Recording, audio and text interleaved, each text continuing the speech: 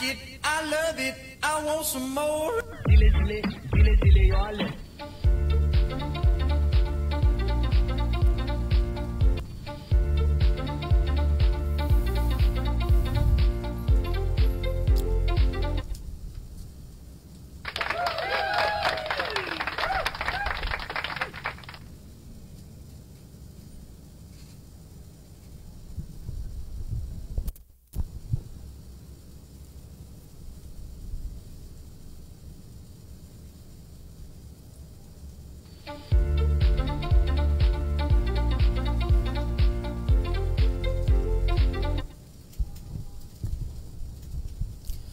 Okay, so magandang gabi sa lahat ng nakikinig at sumusubaybay ng ating programang Manibela ng Masa on the Go. Nandito naman po tayo at magkakasama-sama sa loob ng isang oras.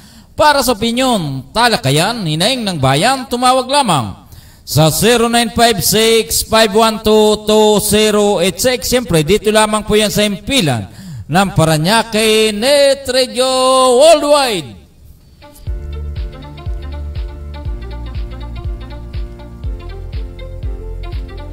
Luzon, Visayas at Mindanao, ito po ang inyong lingkod. Gaspar Latam na nagsasabing, sa umagas, tanghali, maging sa gabi, tayo magkakasama-sama dito po sa ating programang Manibela ng Masa on the Go.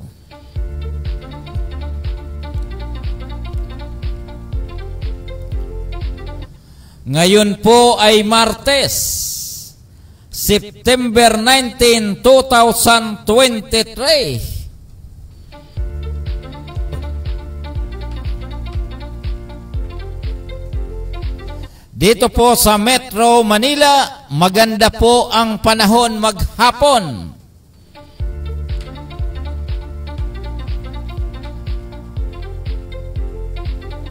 At yung pong ating mga kababayan na araw-araw pong nagbibiyahe, araw-araw na pumapasok sa kanilang trabaho, araw-araw din po ang traffic.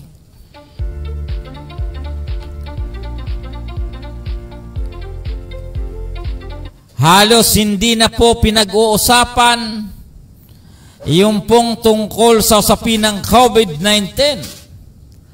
Halos wala na po tayong nakikitang gumagamit ng face mask. At kapag sa maraming tao, sa palengke, sa kalsada, sa department store, sa supermarket, sa restaurant, ay tila normal na po, back to normal na po ang ating kapaligiran. Palakpakan po natin. God is good all the time. Dahil tayo po ay nasanay noong taong 2020, March 16, 2021, 2022. Batid po natin na halos sa loob ng 3 taon na yon, sa paggamit po natin ng face mask araw-araw, kapag tayo po ay pumapasok, ano nyo pong lingkod, nasanay na. Opo, kaya lang hanggang ngayon, gusto ko pa rin pong gumamit ng face mask. Opo, pero kapag ako po ay nandoon po sa maraming tao, ay tila ako na lang po ang gumagamit. Minsan makita po natin isa o dalawa. So yung pong karamihan ay talagang hindi na po sila gumagamit. At saka ngayon, napapansin ko, eto direkta ko pong sabihin sa inyo, napapansin ko, bihira na po yung umuubo. Bihira po kung hindi unlike dati na hindi ko alam kung hindi lang natin napapansin o hindi lang tayo masyado nang nagiging aware doon po sa mga katabi natin, dahil nga po doon sa usapin ng halos back to normal na po tayo. So wala na po yung usapin sa pandemic,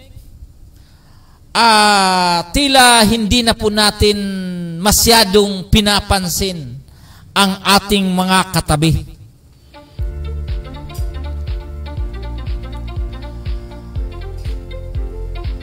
Opo, so ngayon po ay Martes, ano? Ngayon po, nagsimula yung tinatawag na launching of Parañaque City Discipline Zone. Diyan po sa lugar ng Baclaran. Kanina po, alas 6 ng umaga, tayo po ay nasa lugar na po ng Baclaran upang saksihan yung pong mga kaganapan diyan po sa programa ng ating Philippine National Police sa usapin ng tinatawag na discipline zone, na ito naman po ang punong abala po nito ang ating mga kapulisan dito po sa lungsod ng Parañaque sa panguna po ng butihing Police Major na ito pong si Esther Arandia naman, na siya po ang chief ng Community Affairs Section.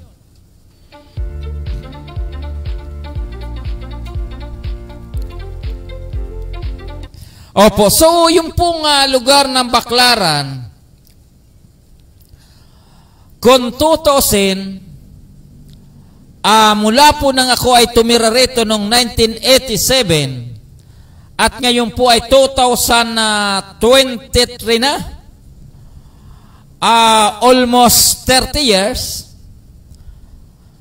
yung pong lugar ng Baclaran sa usapin ng ating mga kapatid na mga magtitinda o naghahanap buhay ay talagang napakarami na pong kasaysayan, napakarami na pong karanasan, at mayroon na rin pong nagbuhis ng buhay para tahasang malinis po itong Rojas Boulevard. Ganon din po itong lugar ng Redemptorist Road sa ating mga naghahanap buhay, at ang iba naman legal, yung iba naman po ay illegal. Opo, kaninang umaga nakita po natin na ito pong along Rojas Boulevard, diyan po sa lugar ng Baclaran, ay talaga pong malinis at malinis. Maliban po rito sa ating mga local government unit, katulad po ng Traffic Management Office, katulad po ng Mayor Action Support Group or yung MASG, katulad po ng ating mga miyembro ng ating kapulisan na na-assign dyan po sa lugar ng Baclaran, ay kasama rin po doon po sa usapin ng discipline zone, ay katulong po rito yung pong ating mga kasama doon po sa tinatawag na Unified Force Multipliers. Sila po yung mga volunteer na kung saan nagnanais na makatulong para po maging malinis ang lugar at magkaroon po ng tinatawag na discipline zone naman. So palakpakan po natin yan. Opo, kanina ang inaasahan po sana na darating mula po sa District Director sa Southern Police District, ito pong si Police General Roderick Dibeles Mariano. But unfortunately, hindi po siya nakarating, at ganoon din po itong si Police Lieutenant Colonel Eric Llagas Angostia bilang Assistant Chief of Police for Administration. So, pero ang maganda lang po roon, dahil nandoon po mismo ang ating Chief of Police, na ito pong si Police Colonel o Police Colonel Recon Lalaan Garduque. Palakpakan po natin. Siya po ang Chief of Police ng lungsod ng Parañaque. So, eto naman po, babasahin po natin yung po mga staff officers ng ating kapulisan dito po sa lungsod. Ito pong si Police Captain Jima B. Abindalan, si Police Major Pilander Alunday, si Police Major Clarence D. Chavez, Police Major Brent Ian Salazar, Police Major Esther B. Arandia, Police Captain Jonalyn Kudyamat, Officer in Charge ng Police Captain Melvin B. Garcia. At ganun din po itong ating mga sumusunod na Sub-Station Commander.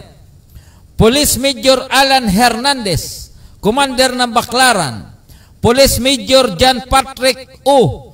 Magsalos, Commander ng Sub-Station 2 Tambo. Police Major Angel Bert M. Alan, Commander Santo Niño. Si Police Major TDP Cosipag, Commander ng San Dionisio. Ito pong Sub-Station 4. Police Captain Efren D. Cales, Commander ng Sub-Station 5, Barangay B.F. Homes at Barangay San Antonio. Police Captain Herson Sambali, Commander ng Sub-Station 6 ng Barangay Don Bosco at ng Barangay Monwok. Ito pong si Police Captain Sherwin B. Amaba, Commander ng Barangay San Valley Sub-Station 7 at ng Barangay Merbel. At ito pong si Police Captain Ebralyn Dijaen, Commander ng sa Sub-Station 8 Marcelo Gren at ng Marcelo Gren at ng San Martin de Porres.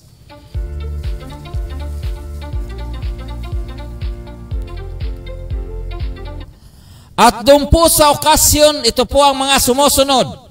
Kanina po ito ay nagsimula sa ganap na alas 7 ng umaga. Interpret Prayer Police Staff Sergeant Aldin E. Masongsong. Siya po ang Community Affairs Section Parañaque CPS. Acknowledgement of Participant Police Major Esther Bilungin Arandia, Chief Community Affairs Section. Discipline Zone Overview Police Colonel Recon Laan Garduque, Officer in Charge Parañaque CPS. Unveiling of Discipline Zone Signage Police Colonel Recon Garduque. At ganun din po kasama ang butihing former City Administrator Attorney Fernando Ding Soriano. At ganun din po nagbigay po siya ng inspirational talk kasama po ang ating Chief ng Traffic Management and Traffic Parking and Management Office na ito pong si retired police na ito pong si Mr. Reynaldo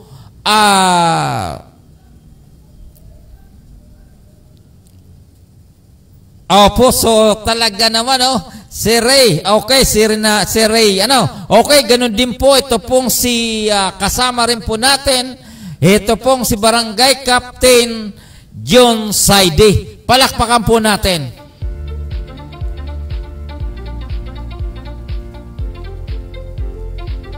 Opo, so ang head po ng Traffic and Parking Management Office na nagbigay po ng inspirational talk at bilang representante ng butihing Mayor Eric De Leon Olivares, ito pong si dating police o retired police na ito pong si Mr. Reynaldo Morelio. Opo, so maganda po yung naging outcome dahil yung pong ating mga kababayan naman, ang ating mga kabarangay, ay talaga pong naging maganda po yung kanilang pagtangkilik sa nabanggit na programa. So, inaasahan po natin sa mga susunod na araw, yung pong lugar ng Roas Boulevard at ito pong lugar ng Redemptorist Road ay magkakaroon na po ng tinatawag na discipline zone diyan po sa lugar ng Baclaran. Sinabi po ng butihing dating City Administrator na ito pong si Attorney Fernando Ding Soriano na hinihikayat po ang ating mga kapulisan at ng ating mga lokal o sa barangay level na hanggat maaari sa bawat barangay ay magkaroon po ng tinatawag na discipline zone sa kanilang area of responsibility.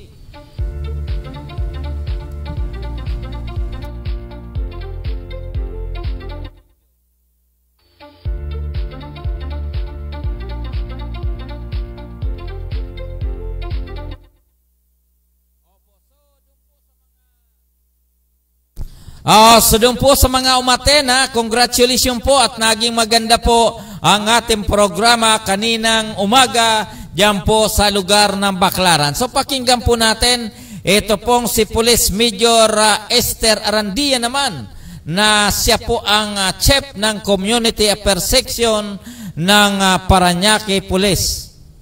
Chief of Staff, Attorney Fernando Ding Soriano, sir. At sa ating napakasipag din na Mayor, City Mayor ng Parañaque City na nirepresent din ang kanyang napakasaya, na kilala kong napakasaya dahil nakasama ko dati siya yung ating chief ng TPMO, si Mr. Reynaldo Murillo. Sir, sa ating officer in charge ng Parañaque City Police Station na pinangunahan ng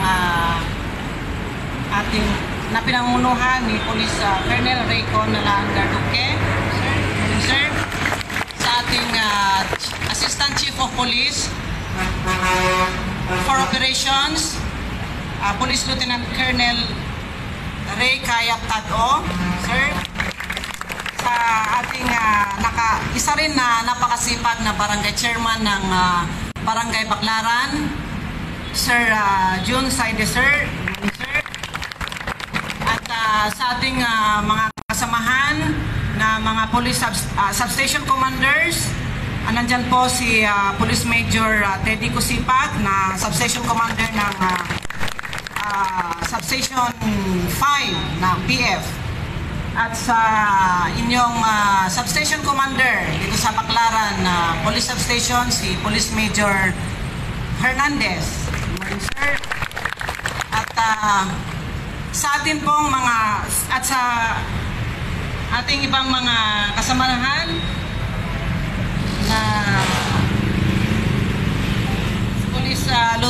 Police Captain Patricio from Substation 7 at saka si Police Captain Amaba ng Substation, si Police Captain Patricio po, siya po yung deputy ng Don Bosco Police Substation, at saka si Police Captain Amaba, siya po yung Substation Commander ng San Valley Police Substation.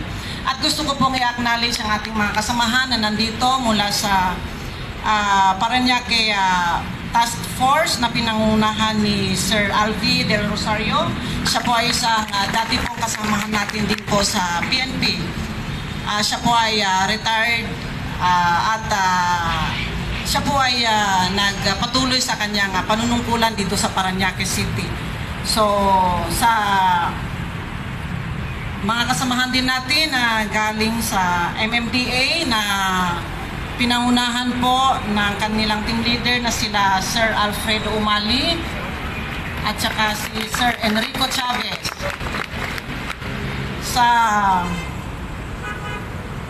At ito ang marami tayong participants ngayon mula sa Parañaque Force Multipliers na galing sa Parks FII na pinangunahan ni Sir Jojo Tamayo.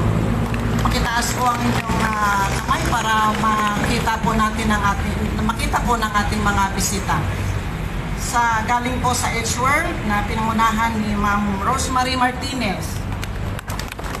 From PNRC na pinangunahan ni Ma'am Joanne Velasco. From AEGPDII Guardians na pinangunahan ni Ma'am Maria Rosario Doron. Galing din po sa Parks Anti-Crime na pinangunahan ni Ma'am Griselda Ugsang. At mula sa AXERT, pinangunahan ni Sir Al Palermo Silva. from Axer, Black Hawk na pinangungunahan ni Sir Alexis Rabago. From Task Force Aguila BF Homes, Sir Ruben Dalisay. At mula sa nabanggit ko na ba lahat? Sino bang hindi ko nabanggit dyan?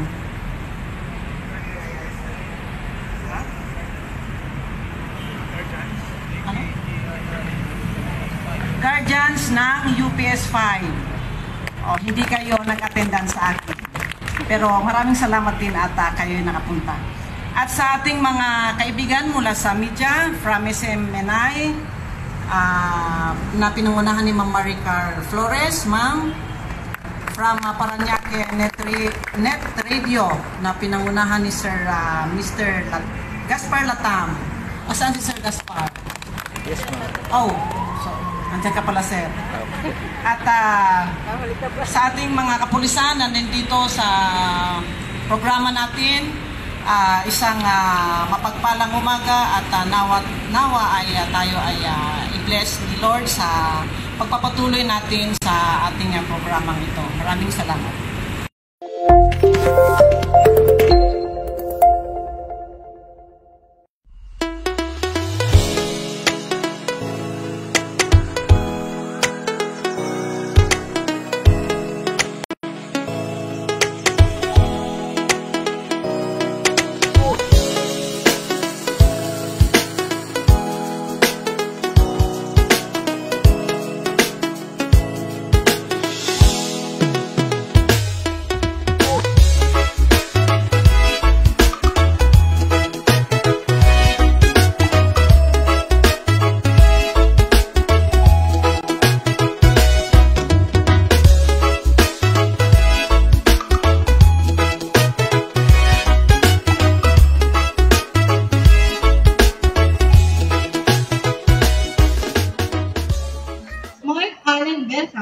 To deliver his message of support.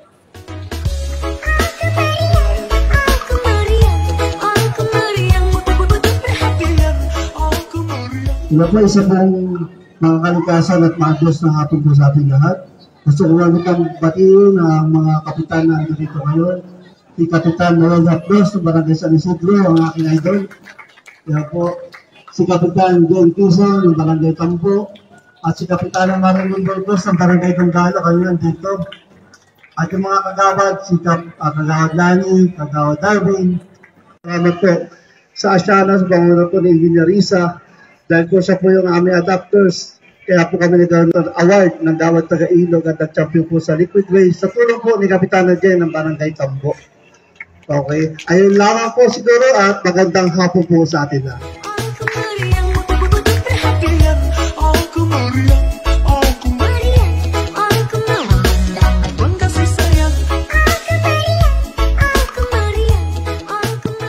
Sa ating mga kawani po ng DNR, sa pangunguna ni Director Bobby Tagapan, DNR NCR Mayos South,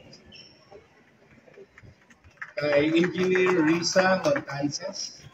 Magandang hapon po sa lahat ng ating mga kaibigan from the DNR Metropolitan Environmental Office South, our gracious hosts from SM Sukat, and of course our kababayans from the city of Paranaque, and welcome to today's Gawad Taga-Ilog Roadshow 2023.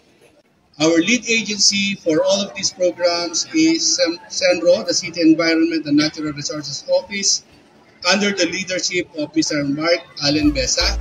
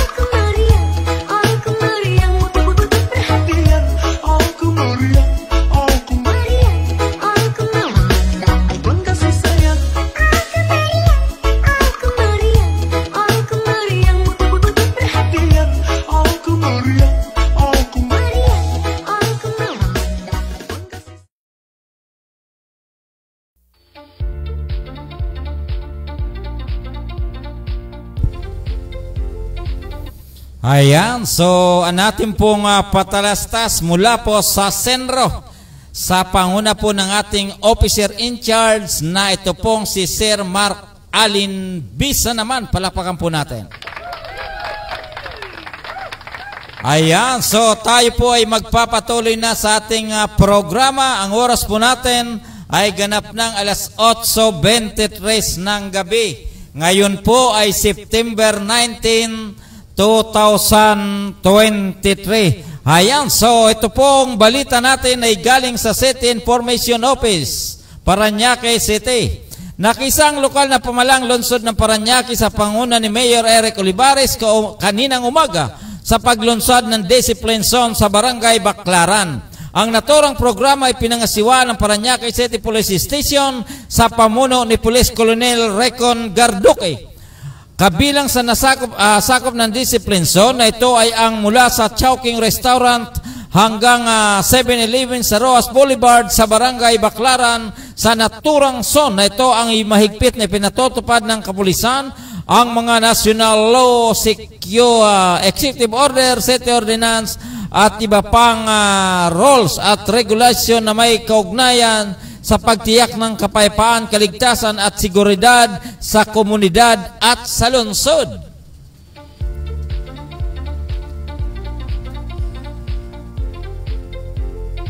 Dumalo rin sa naturang programang ito sina Traffic and Parking Management Office Officer in Charge Mr. Rinaldo Morillo bilang kinatawan ni Mayor Eric Olivares at ito pong si Congressman District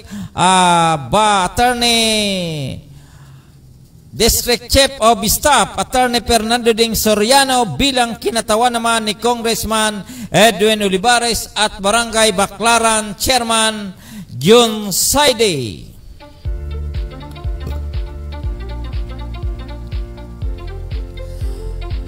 Tuloy-tuloy na po tayo sa ating mga balita. Ito po ay galing pa rin po sa City Information Office, City of Parañaque.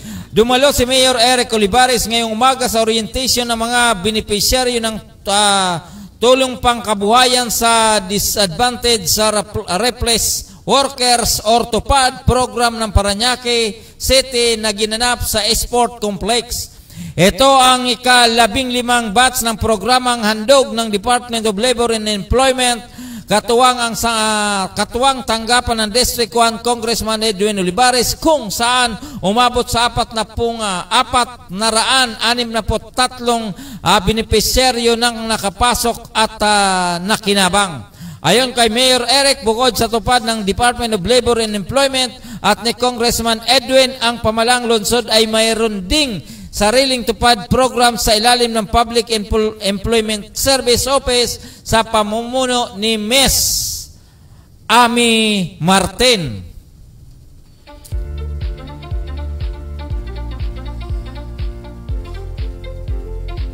Dagdag pa ng punong lungsod, may iba pang mga programang ayuda ang pamalaang lungsod para sa mga residente ng Parañaque tulad ng Financial and Medical Assistance ng Mayor's Office at City Social Amelioration Program ng City Social Welfare and Development.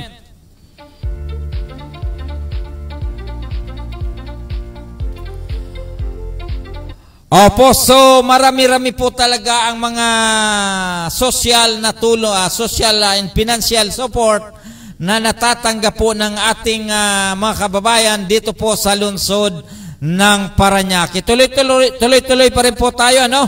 Muling ginanap ngayong araw ng ang pamahagi ng cash aid sa mga small rice retailers sa Parañaque City Hall grounds na siyang pinangunahan ni Mayor Eric Olivares. Yung pong rice retailer na nakakakuha po ng tulong na umabot po ng 15,000 peso mula po sa DSWD.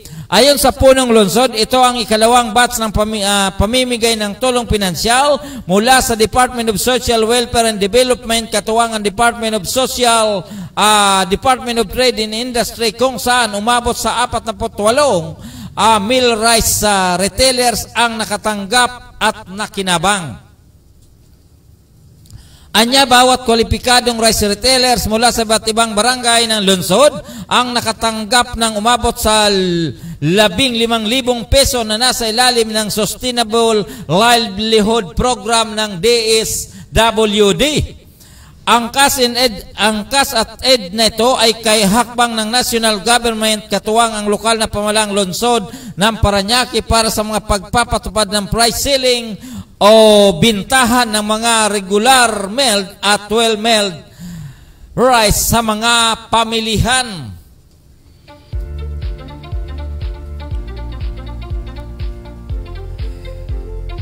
Ito po ay ginanap mismo dito po sa City Hall ground na kung saan naging punong abala po rito ito pong City Social Welfare and Consumer Office, City Consumer Office na sa pamuno ni Ma'am Milan Alcaraz. Ayan, so tuloy-tuloy na po tayo, tuloy-tuloy na po tayo sa ating mga balita. Ito po ay galing pa rin po sa lungsod ng Parañaque. Ayan. Opo, so ito po ay kaganapan kahapon. Ulitin po natin uli. At ito po ay kaganapan po sa hapon. Ito po ay 20 Cerebral Palsy Awareness Week. Ginunita sa Parañaque. Kahapon po ito. Nakiisang lokal na pamahalang lungsod ng Parañaque sa paggunita ng 25th Cerebral Palsy Awareness and Protection Week sa pamagitan ng pagsagawa ng programa sa Center for Children with Special Needs sa Barangay Santo Niño. Dumalo naman sa naturang programa si Mayor Eric Olivares kung saan kanyang pinangunahan ang pamahagi ng mga regalo sa umabot sa 31 na bata na mayroong cerebral palsy nitong Lunes. Sa mensahe na ipinabot ng punong lungsod, kanyang binigyan ng halaga ang pagsailalim at therapy para sa mga batang may cerebral palsy sapagkat ito ay nakakatulong sa kanilang day-to-day activities. Buko dito, binigyan din ni Mayor Eric ang mahalagang gampanin ng mga magulang na siyang mga gabay sa kanilang mga anak para sa paglubog ng kanilang pagkatao. Sa huli, iniyag ng punong lungsod ang walang asawang suporta at pag-agapay sa pamahalang lungsod para sa mga children with special needs at sa kanilang mga magulang. Anya, patuloy na maghatid ang lokal na pamahalaan ng mga programang kapaki-pakinabang sa kanilang makakatulong sa pag-unlad ng kanilang buhay. Palakpakan po natin.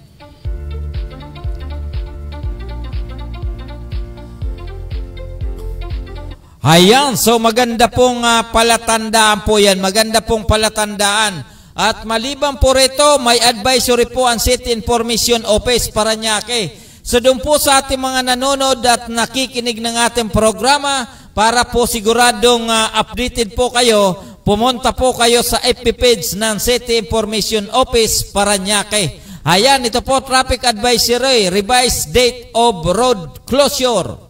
Inaasahan ang mabigat na daloy ng trapiko sa Chongkilaw Road, partikular sa kahabaan ng Ibacom Kanaynay papuntang Tapland, CAA, simula sa darating na Lunes, Setyembre 25,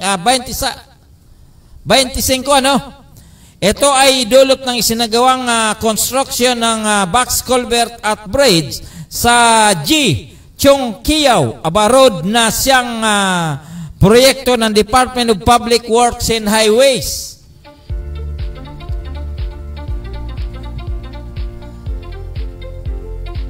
Palakpakan naman po natin kasi yung pong lugar ng Ibacom na yan, po talagang kapag umuulan, lalong-lalo na pag malakas, bumabaha. Sana ilagay nyo po, bakit po kaya culvert pang ilagay, ano? Hindi pa po kaya katulad nung ginagawa sa mapangmalakasan? Oo, talagang hindi po nilalagay, hindi po culvert ang nilalagay. Po talagang nilalagyan po nilang tawag nito. Oo, talagang kanal talaga po ang nilalagay nila. Sana pag-aralan pong maigi ng ating DPWH. Ano? Kaugnay nito, samantalang hindi makakadaan ng mga mabibigat na truck habang nag-iimplementa naman ang two-way traffic scheme para sa mga light vehicles. Tingnan ang larawan sa baba para sa alternatibong ruta na maaring daanan upang maiwasan ang maipit sa mabigat na daloy ng trapiko. Opo, pinapayuhan po ang ating mga motorista diyan po sa lugar ng Ibacom para sa darating na Setyembre 25 na kung saan ay magkakaroon na po na magsisimula na po ang construction ng repair o pagsasaayos ng kalsada po dyan along Ibacom mula po rito sa lugar ng Llanas papunta po ito ng CEE. So palakpakan po natin, konting tiyaga, dadaloy din po ang ginhawa niyang pagkatapos.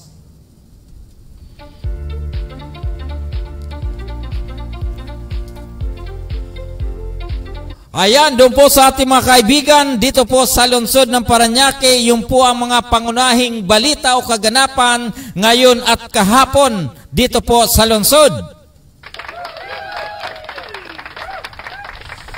Opo, ang oras po natin ay ganap ng alas 8:34 ng gabi. Tama talaga naman, medyo lumalabo ang mata natin, ano? Opo, dahil sa palagi tayong nakatutok sa cellphone. Opo, pagkatapos pag tayo po ay nagtatype ay tila so doon po sa atin mga kaibigan, dito po sa Metro Manila, regards ko po kayo, ganun din po sa lugar ng Malabon, diyan po sa lugar ng Bulacan, maging diyan po sa lalawigan ng Rizal, regards ko po kayo, no?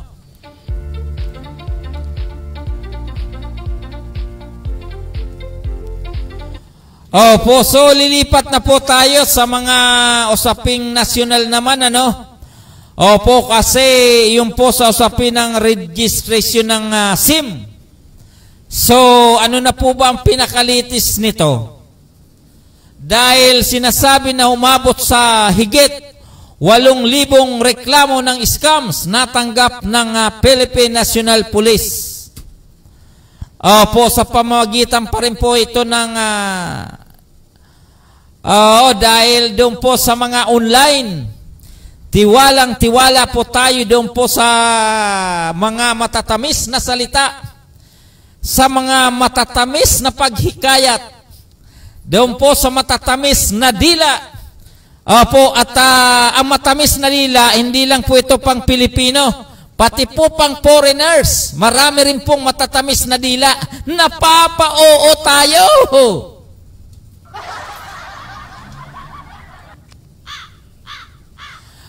Kaya marami pa rin pong nai-scam, ano? Opo, so yung iba po tawag noon budol, ngayon scam. Parang isa lang yata ang budol at saka scam. Magkaiba ba yan, Mr. Chairman? Opo, kasi yung bodol, napapaniwala ka na bla bla bla, ang scam, halos ganun din. Kaya lang ang budol, parang actual o personal o nagkikita kayo. Pero po ang scam ay tila online, karamihan na nagaganap ito. Opo, so may kumplito tayong detalye, kaya lang medyo maliliit po ang pagkasulat nito. Sana sa sunod, laki-lakihan na ng ating ng ating editor at saka ng ating dis-editor, ano? So talagang ang pagkasulat is halos siya lang po ang babasa. Kaya mas magandang hindi na natin basahin kaysa tayo po ay magkanda mali-mali.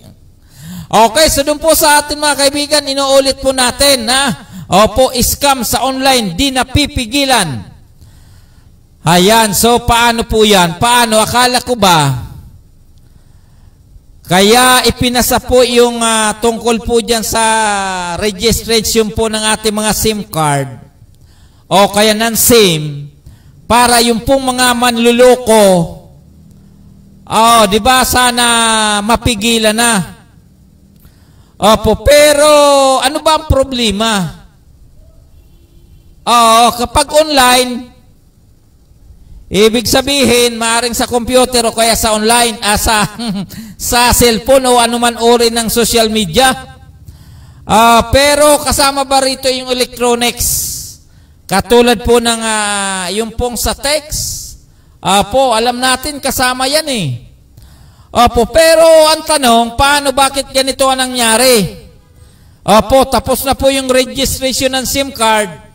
Supposed to be, yung pong mga sinasabing mga illegalista, dapat wala na po silang access. Opo, pero bakit ganon? Bakit ganon? Ano po ba? Sino ba ang dapat managot dito? Sino po dapat ang managot dito? Yung po bang mga company ng mga SIM card? Katulad po ng Globe, katulad ng Smart, katulad ng dito, parito paraon. Di ba may dito? Kaya ito pong DIC, Department of Information and Communication Technology. Sino po ba ang dapat managot sa mga kapabayaan ng ganyan? Opo, kasi ang inyo pong lingkod, nagtiyaga po ako na iparehistro ko po ang aking SIM card at ginamitan ko pa po ito ng magagandang government ID at ginamitan ko rin po ito ng pugi kong photo o picture. Ginamitan ko po ng magandang picture. Gusto ko po yung malinaw para maging malinaw din po ang ating record diyan po sa National Telecommunication Company. Sino ba nagre-record ng ating mga data? Ito pong National Telecommunication Company ba yun? NTC? O yung pong Department of Information Technology? O kaya yung pong mga company ng Globe o kaya ng Smart? Sino ba? Nasaan ba yung data natin? Saan ba napupunta ito? Kasi may tinatawag tayo ng Data Privacy Act, di ba? Kung tayo nagparehistro sa Globe o kaya nagparehistro tayo sa Smart, dahil complete details ang binigay natin doon, di ba? Complete details binigay natin. So sana, ang record natin ay nandoon lang po sa company. Kaya lang ayaw ko naman kagatin. Ayaw kong paniwalaan ng mga records daw ng bawat mga yung records na pinagkakatiwala ang kanilang data o yung personal data ay binibinta. Pero marami po nagsasabi na ganun nga. Pero sa akin, kahit ibinta nyo yan ng 10 beses o 20 times, bahala kayo, hindi kayo kikita sa akin.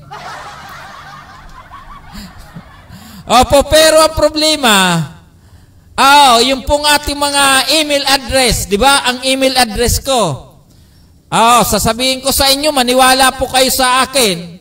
May mga email na pumapasok sa email ko na hindi ko naman po kilala.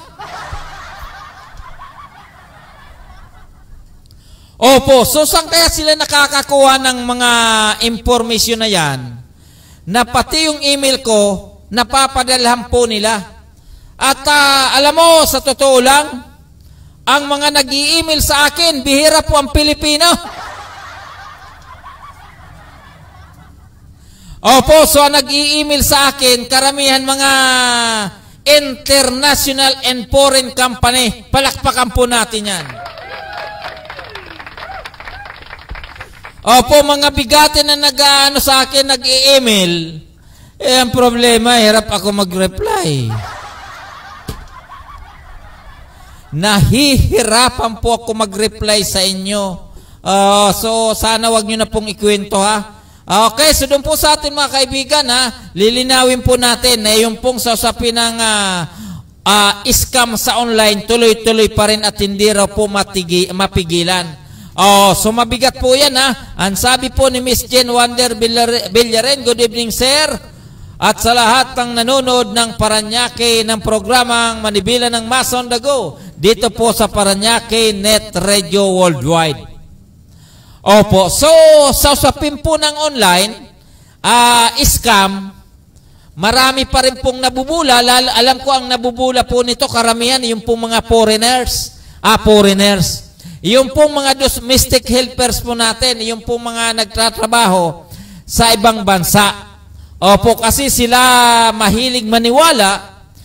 Dati-rati, nagkaroon po akong kaso nito. Kikwento ko lang po sa inyo. Opo, kasi yung pong mga sindikato na ito, itong mga scam na to, may nagpapalaka din sa kanila. May humahawak din po sa kanila. Grupo-grupo yan, kuyog-kuyog. Opo, so napapaniwala po nila yung ating mga kababayan na nasa ibang bansa. At ang problema, yun nga po, inuulit-ulit natin, padadamahin. Sa umpisa maganda, pangalawa maganda, pangatlo maganda, pero po yung pang-apat, pang-lima, dagok na. Opo, so may lumapit na po sa atin, napakarami po nila dati-rati na kinontak po tayo through online din, na humihingi po nga ng tulong dahil nga po sila ang kanila pong pinasokang negosyo o kaya yung kanilang pinasokan na livelihood ay hindi na po nila nakontak. At sinasabi nga po nila na yung pong mga taong, yung group chat, hindi na po nila ma-access. Yung FB page, hindi na po nila ma-access. Lalong-lalo na po yung mga tao na kausap nila, hindi na rin po nila makontak. So, ang ginawa po ng inyong lingkod, pinuntahan po yung opisina na itinuro nung nagpapatulong sa atin. Pagdating po natin doon, 2 buwan na raw na hindi na po nag-opisina doon po sa nabanggit na address. So in short, wala po tayong nakuhang information tungkol sa kanila dahil sila po, ang transaction po nila ay talagang online. So ano pong mangyari doon sa mga nabiktima? Ano pong nangyari doon po sa mga nabiktima? So magsisisi kayo palaging sa huli. Alam na namin yan. Pasisisi po kayo palaging sa huli. Wala po tayong magawa. Wala na po tayong magawa hinggil dyan.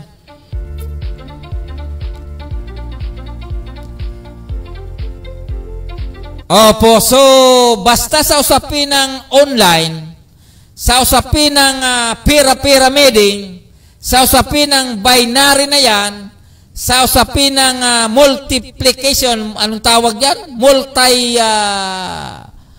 Multi-recruitment o kaya multi-kita, ay mag-iwas-iwas po kayo dahil pagdating sa dulo niyan, biktima kayo. So yun po ang nangyayari. Pangalawang kwento ko sa inyo, ganito yan. Pangalawang kwento.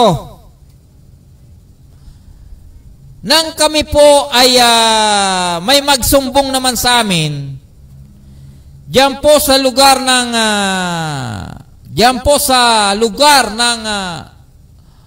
Indang, diyan po sa Cavite, nabiktima po ang aming naging kapitbahay dito po sa lugar ng Santo Niño. Palibasa nga po kami magkakilala, ang sabi niya, pare, tulungan mo naman kami dahil yung asawa niya po ay naiipit. Dahil marami po siyang ipinasok doon po sa negosyo na sinasabi nga po nila paulit-ulit na malaki po ang kita. Ngayon, sumama po kami diyan po sa Indang 13 at siyempre nagtanong po kami doon sa mga nabiktima. Pagkatapos pumunta po kami doon sa barangay at nakasit po pala na barangay consultation o barangay confrontation yung pong mga salarin at saka yung pong mga nabiktima.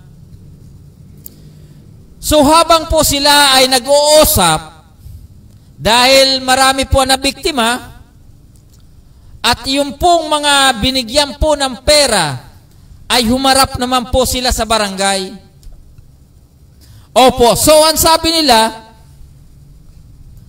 kung kayo na biktima, kami ay nabiktima rin kung tutusin. Opo, kaya lang, sila nag-recruit doon po sa mga tao, mahigit 30, ang nag-recruit po, 2 lamang. Ngayon, sabi ko, para maging maayos ang ating usapan, ibigay nyo po sa amin ang address, ibigay nyo po sa amin ang opisina, para magkaroon po kami ng tamang impormasyon tungkol po sa sinasabi niya o sinasabi ng bibiktima, yun ang ulikta ng pera, na siya daw po ay biktima din. Opo, kaya lang, sa hindi ko po inaasahan ang kanyang sagot.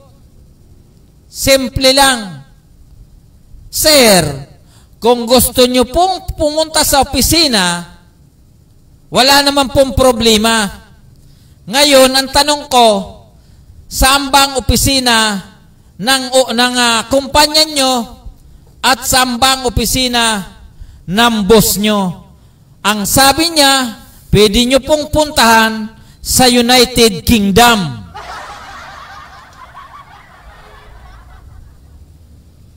Mantakin nyo po yan. Kung gusto daw pong malaman ng katotohanan, pumunta sa opisina. Kaya lang ang problema, ang opisina ay nasa United Kingdom. Di ba?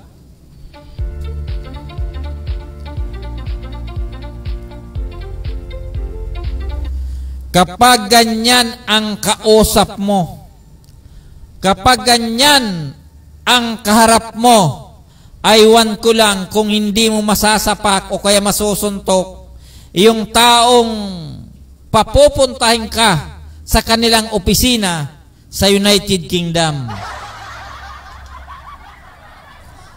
Opo, so kaya po ang pinaka bottom line niyan, para hindi po kayo ma-scam, pwede ko yung maglaway sa laway ang usapan, pero pagdating sa pera ay tabla-tabla. Huwag na po kayo magtiwala, yun po ang the best. Opo, kasi mahirap naman yan eh. Magandang usapan sa umpisa, pangalawa, pagdating sa pangatlo, pang-4, pang-5, dagok na yan. Opo. Okay, doon po sa ating mga kaibigan, Luzon, Visayas at Mindanao, ang oras po natin ay ganap ng 8:51 ng gabi.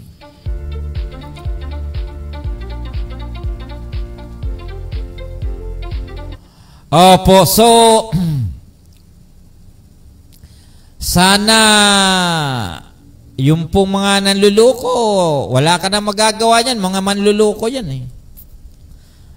Yung pong mga nagpapaloko, kung ayaw magbago, tuloy nyo na.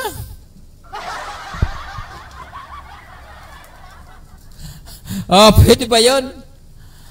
Po, so ako nga talagang sa usapin ng mayaman, mahirap, lokal, foreigner, po, talagang hindi nawawala yan. Pare-pareho po yan kapag nagkaroon ng pagkakataon. Kapag manluloko, manluloko na po yan. Kapag matino, matino na po yan. Po, kapag nangangako na hindi marunong tumupad, kasama po yan sa manluloko.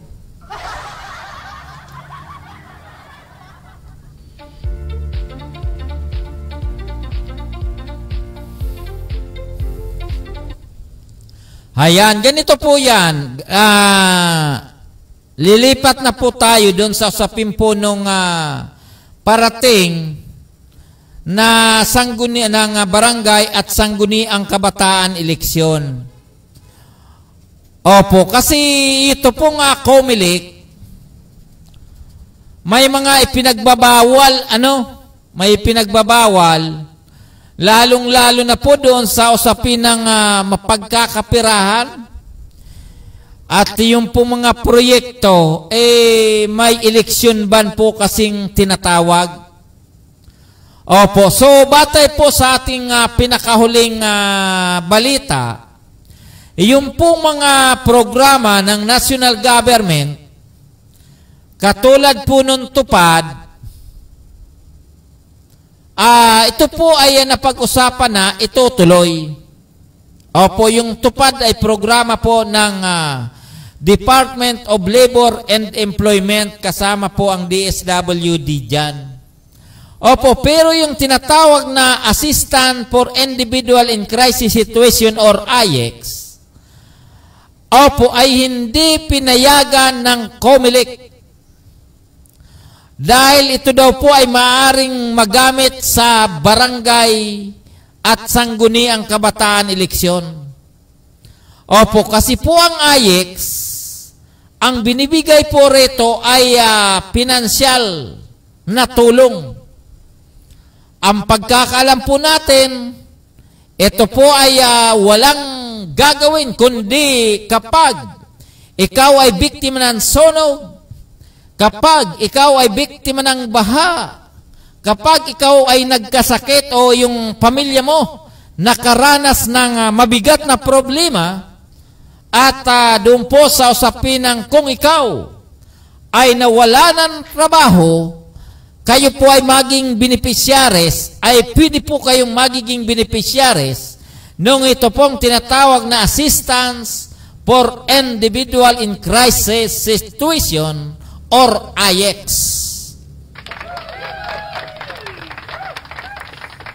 Opo, kaya nag-decide ang COMELEC na ito po ay suspendihin dahil sa bisa ng tinatawag na election ban. Opo, so hindi ko pa alam ko ang update tungkol po doon sa bayaran, ano? Opo, dahil yung pong yung pong lingkod ay yung pong tinitirahan ay dinadaanan po nung tinatawag na national projects naman ng DPWH at the same time din po nung Cavitex, na kung saan kami po ay naghihintay nung fully nakabayaran na 30%, but unfortunately, as of now, as of today, halos 4 na taon na yata na naghihintay, hanggang ngayon, naghihintay pa rin na tila tatamaan pa rin po nung tinatawag na election ban. Opo, so in short, mukhang mula ngayon hanggang sa mga darating na buwan, malamang wala pa po tayong matatanggap. Opo, so ito po ay may tuturing natin na isang dagok dahil sa usapin ng eleksyon. Opo, so ganun talaga ang gobyerno eh. Kanya-kanyang galing yan, kanya-kanyang galing sa paggawa ng batas. Opo, pero pagdating sa dulo, windang-windang pa rin po ang mga Pilipino. Di ba? Katulad po sa usapin ng Department of Agrarian Reform na yan. Dapang-dapa na. At ang ating Pangulong Marcos, hinihintay pa para malaman daw yung tinatawag na wet season o kaya dry season. Dapat daw po malaman kung tag-ulan o tag-init ang isang lugar, kung ito po bang mga pananim nila ay tugma sa panahon o tugma doon sa lupa. Wet and dry season. So ganun katindi ang ating ganun po katindi ang ating mga nasa gobyerno. Napakaganda ang mga desisyon pagdating sa dulo dapa. Di ba? Katulad po sa usapin ng rice tarification law na yan. Paulit-ulit po tayo. Isipin mo, saan ka ba nakakita? Yung galamay ng batas. Yung power ng batas. O yung power ng gobyerno. Hinarang ng batas na yan. Po yung pong tinatawag na rice ratification law, na kung saan yung mandato ng National Housing, National Food Authority, tinali sa sarili nilang bakuran. Okay. Ganun po ang nagiging labanan. Kaya hindi po tayo makamove on dyan sa rice ratification law na yan. Po, dahil hanggang ngayon tayo po ay nadadali po ng problema. Dahil yung pong pwedeng mag-control ng presyo ng bigas, magbibigay ng murang bigas, hindi na po makagalaw. Sana yung pong nagpanukala niya sana onin na ni Lord. Po, kasi parang gusto nila na yung ating mga magsasaka, pabayaan ang kanilang mga sakahan para gawin ng subdivision. Di ba? Sana mabigat pong ganyang labanan. So sana po yung ating mga kaibigan dahil mainit na mainit yan na hindi pa naiwasan hanggang ngayon. Sana yung pong Department of Agriculture, kung kayo po ay ugod-ugod na, yung pong mga namamahala o nagpapatakbo ng departamento ng magsasaka na yan o pagtataniman yan o sana magsipag-resign na kayo. Kasi tila hindi ko alam kung kayo ba ay natutulog o talagang may mga rayuman na po kayo.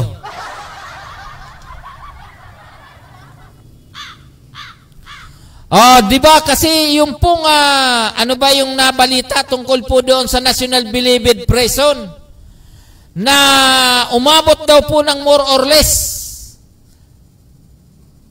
47 hectares po ba yun o 200 hectares?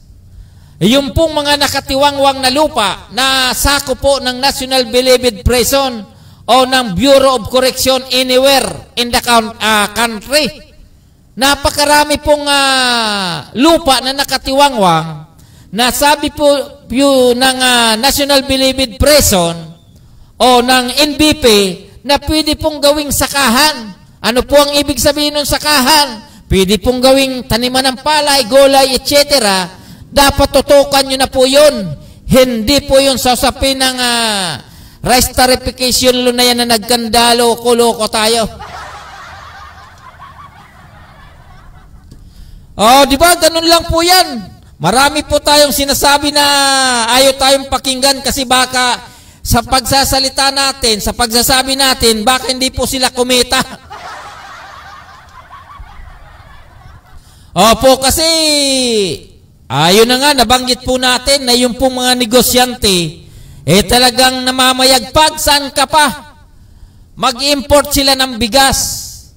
Hindi sila magbabayad ng tamang taripa dahil kung ano ang ilalagay doon sa sako, kung ano ang i-declared sa dokumento, yun na nasusunod. Di ba? So, i-import sila. Sila ang bibili ng palay na local rice. Pagdating sa merkado, sila rin po ang magdidikta ng presyo. Ganyan lang po ang galawan. Simple. Di ba? Minsan nakakapikon tayo kaya paminsan-minsan dapat may music tayo, chairman, para tayo po ay magpahinga paminsan-minsan.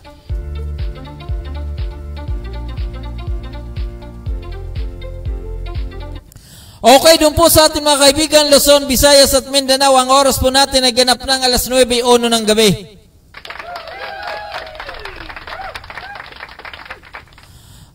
So yun na lang po siguro muna, total, ngayon po ay 9:00 na, at ngayon po ay September 19, 2023. At yung pong mga kasama po natin sa Parañaque Net Radio, at ganun din po doon sa bawat unit, ay magkakaroon po tayo ng meeting with COP this coming September 21 around 10 a.m. Sana makarating po kayo dahil batid ko po na may mga ID po kayo, pero hindi ko alam kung saan nyo po ginagamit.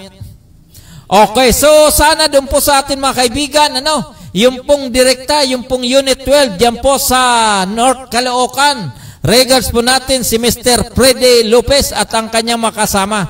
At ganun din po, siyempre, ang ating mga kaibigan dyan po sa lugar ng Muntinlupa, Ito pong Ratsada News na itong si Jubel Somalinog Villares sa kasalukuyan po ay nasa online. Regards ko po kayo. Ano? Opo, sana yung pong unit nyo, ano? Ito pong Ratsada News ay may makarating po sa darating na September 21 during the meeting with COP. Ano? Okay, so doon po sa ating mga kaibigan, dyan po sa lugar ng Cavite, si Idol Sana Ilustre, regards po natin. Ganon din po itong rektang po na News Online, dyan po sa Dasmariñas, Cavite City. Ganon din po ang ating President ng Philippine Online Broadcaster Association or PUBA, nasa kasalukuyan, nandiyan po sa siyudad ng Baguio. Regards ko po kayo.